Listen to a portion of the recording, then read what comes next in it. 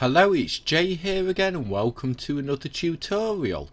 In this lesson, now we've finished the player health script, we're going to create a new script for the player GUI so we can actually see the health and the other stats displayed on screen.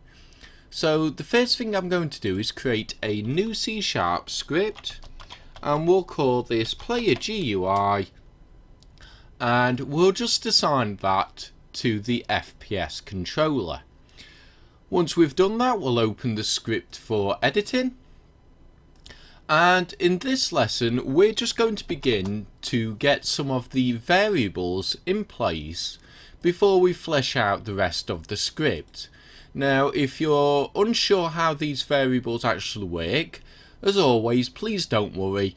I'll go through it in more detail in a later lesson when we are actually filling out the rest of the functions. So with that said, let's create two public floats. And the first one is going to be underscore return, and it's going to be maximum player health.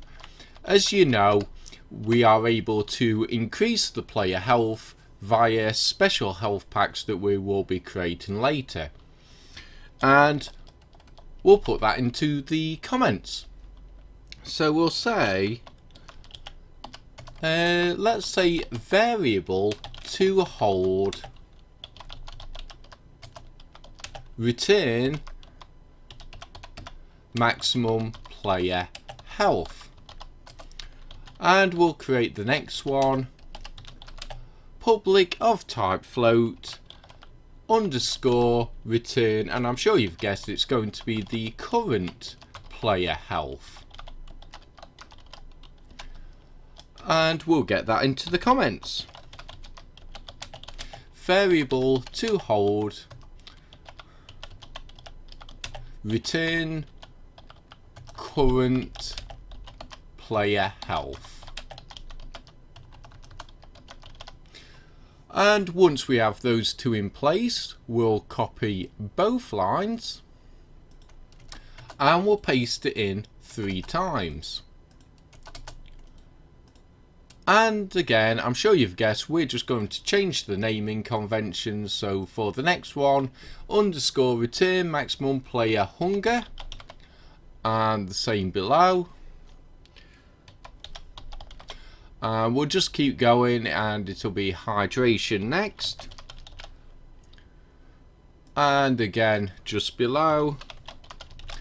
And finally for the stamina. And one last time, we need to change it here. And then we just need to go through and change the comment. So we can just change the last word from health to hunger this time, and we'll keep going for hydration, and again here, and finally for stamina. I'm actually going to paste it in one more time. Now what we're going to do is alter these two lines for the battery power for our flashlight.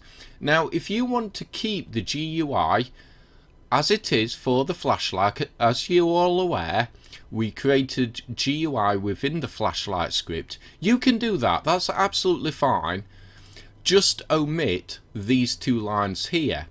But for those of you that want all your GUI uniform and you want to include the battery power for the flashlight within this script, that's what we'll do now. And we'll just change it to underscore return maximum battery power, and we'll do the same below, and again we'll just swap out the comments. So battery power here, and finally here. So as I said, if you want to keep your flashlight GUI as it is, just omit these two lines. If not, include these two lines, and we are going to make adjustments to the flashlight script in a later video to account for including it within this script.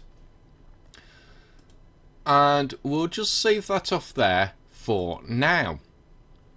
So before we finish this video, I'm just going to come back to the player health script again for a moment. Now, I did state this in one of the videos, but you must make sure that all the variables for the maximum, health, hunger, hydration and stamina, are of type static, and the same for the current values. They must be of type static as well. We'll also need to change it within the flashlight script also, but we'll do that because we will need to make a few other adjustments to this script, so I'll do that in one video. So I think we'll leave it here for now. Again, if you are unsure how these are going to work, please don't worry, it will become apparent, as I said, once we fill out the rest of the script, and I'll talk about them in more detail as we do that. So we'll leave it here for this lesson.